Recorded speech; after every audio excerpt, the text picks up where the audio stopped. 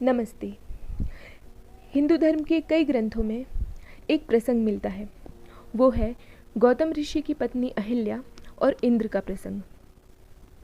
इस प्रसंग से सभी प्रायः भली भांति परिचित हैं, इसलिए वो कथा सुनाकर मैं यहाँ समय व्यर्थ नहीं करूँगी।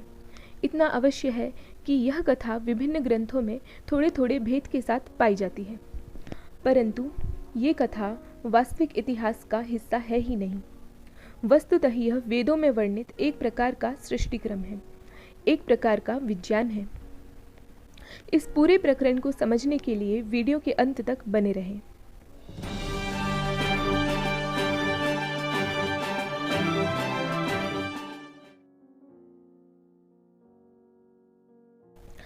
ऋग्वेद, यजुर्वेद, सामवेद तथा अथर्ववेद ये चारों विज्ञान के ग्रंथ हैं और इन चारों वेदों की व्याख्या करने के लिए, इनके विज्ञान को समझने के लिए ऋषियों ने 4 ब्राह्मण ग्रंथों की रचना की।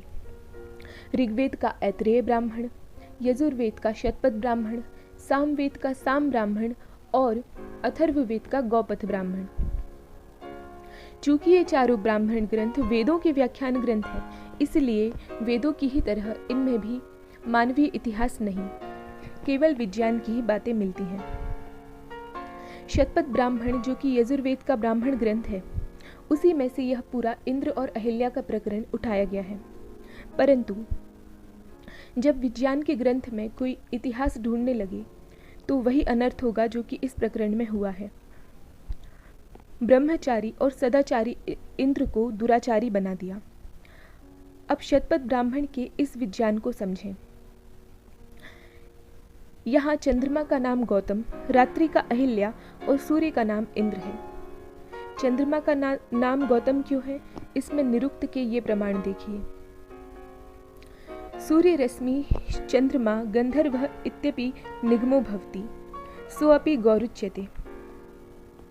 गौरीति पृथिव्या नामधेयं यद्दूरं गता भवति, यच्चास्यां भूतानि गच्छन्ति। गौरादित्यो भवति गमयति रसान् गच्छ व्यन्तरिक्षे अथ द्यौर्यत् पृथिव्या अधिदूरं गता भवति, यच्छास्यां ज्योतिषी गच्छन्ति। इन सभी प्रमाणों में गौ नाम पृथ्वी, सूर्य, चंद्रमा आदि लोकों का है। इसमें यजुर्वेद का प्रमाण देखिए। यजुर्वेद के अध्याय 3 का मंत्र 6, जिसमें कि पृथ्वी को गौ कहा गया है। आयम गौ प्रश्निरक क्रमीद सदन मातरम पुरः पितरम चा प्रयत्न स्वः।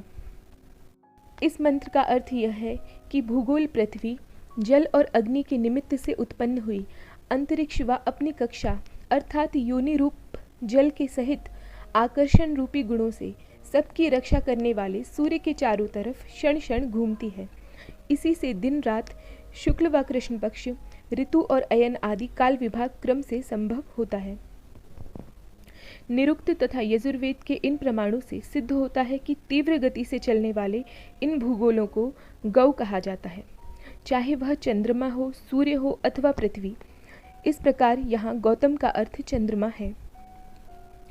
आगे रात्रि का नाम अहिल्या है, क्योंकि इसमें दिन का लय हो जाता है, इसलिए रात्रि को अहिल्या कहा गया।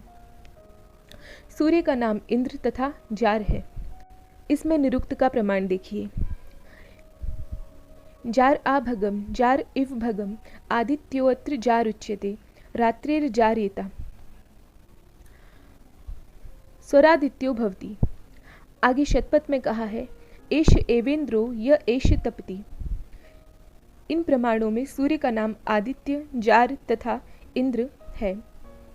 यहाँ रात्रि और चंद्रमा का स्त्री पुरुष के समान रूपक अलंकार है। चंद्रमा अपनी स्त्री रात्रि से सब प्राणियों को आनंद कराता है और उस रात्रि का जार आदित्य है, अर्थात इसके उदय होने से रात्रि अंतर्धान हो जाती है, और जार अर्थात यह सूर्य ही रात्रि के वर्तमान रूप श्रृंगार को बिगाड़ने वाला है। इसीलिए यह स्त्री पुरुष का रूपक अलंकार बांधा है कि जैसे स्त्री पुरुष मिलकर रहते हैं, वैसे ही चंद्रमा और रात्रि भी साथ साथ रहते हैं।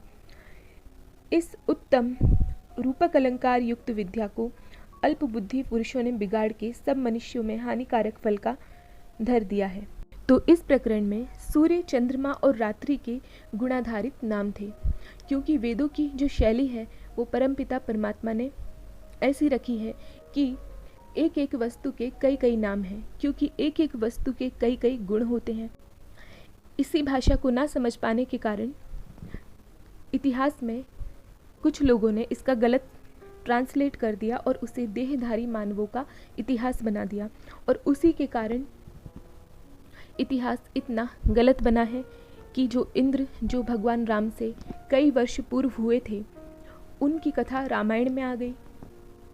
तो ये विरोधाभास भी इसे इतिहास विरुद्ध बताता है कि ये घटना इतिहास का हिस्सा नहीं है, जबकि वेदों से ये ब्राह्मण ग्रंथों में गई, ब्राह्मण ग्रंथों से पुराण तथा अन्य ऐतिहासिक ग्रंथों में और रामायण में गई। चाहे वो कंभ रामायण हो, चाहे तुलसीदास जी की रामायण हो, या फिर वाल्मीकि रामायण हो, इन सभी में ये प्रकरण थोड़े थोड़े अंतर के साथ मिलता है और ये अंतर आपस में विरोधाभास रखता है।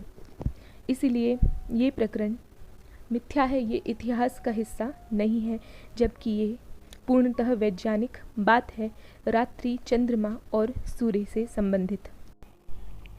और हाँ, इस वीडियो में मैंने आपको केवल इतना बताया है कि वेदों में यह प्रसंग किस प्रकार से मिलता है। इसमें कई लोग यह सवाल करेंगे कि रामायण की बात को मिथ्या क्यों माना जाए, हो सकता है कि वो कोई अन्य कथा हो, लेकिन ये इनकी कथा बिल्कुल मिथ्या है। इस बात को मैं किसी अन्य वीडियो में सप्रमाण बताऊंगी। तब तक के लिए जय भारत, धन्यवाद।